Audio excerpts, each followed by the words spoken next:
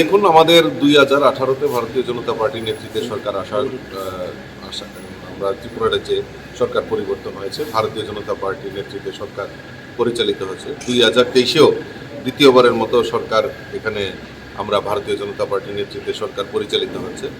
আর এই সরকারের মূল প্রাথমিকতা হলো মানুষের জন্য কাজ করা এবং সমাজের জন্য কাজ করা। আমরা ক্ষমতার জন্য শুধু রাজনীতি করি না, মানুষের পাশে দাঁড়িয়ে মানুষকে সহযোগিতার জন্য আমরা কাজ করি। আমাদের সরকার, ডাবল ইঞ্জিনের সরকার, সেই প্রচেষ্টাই আমাদের এই ত্রিপুরা রাজ্যে করে চলছে। এবং বিশেষ করে আমরা জানি যে নরেন্দ্র মোদীজির নেতৃত্বে সরকার দিল্লি পরিচালিত হচ্ছে এবং উত্তর পূর্বাঞ্চল স্বাধীনতার পর থেকেই আমরা যদি দেখি, এই উত্তর পূর্বাঞ্চল বিশেষ করে ত্রিপুরা রাজ্য বঞ্চিত ছিল।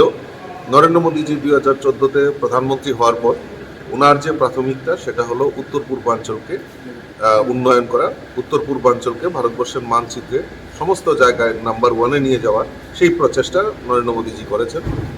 এবং বিশেষ করে আমাদের এই উত্তর পূর্বাঞ্চলের মধ্যে ত্রিপুরাকে আলাদাভাবে মাননীয় প্রধানমন্ত্রী সেই দ্রুততার সঙ্গে আজকে ন্যাশনাল হাইওয়ে বলুন, আজকে রেলওয়ে কানেক্টিভিটির কথাই বলুন, আমাদের ইন্টারন্যাশনাল এয়ারপোর্টের কথাই বলুন, সমস্ত দিক থেকে আমাদের ত্রিপুরা রাজ্যকে সমৃদ্ধিশালী করার লক্ষ্যে আমাদের প্রধানমন্ত্রী সেইগুলি করেছে।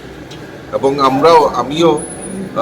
আমি আজকে যেহেতু নির্বাচন চলছে, নির্বাচনে জয়ী হয়ে আমি আশা করি যে ত্রিপুরা রাজ্যের এই যে কর্মযজ্ঞ চলছে, উন্নয়নের কর্মযজ্ঞ চলছে, সেইগুলিকে আরও দ্রুততার সঙ্গে কিভাবে করা যায় সেইগুলি তুলে ধরা কেন্দ্রীয় সরকারের কাছে, এটাই প্রাথমিকতা দিয়ে আমি কাজ করব।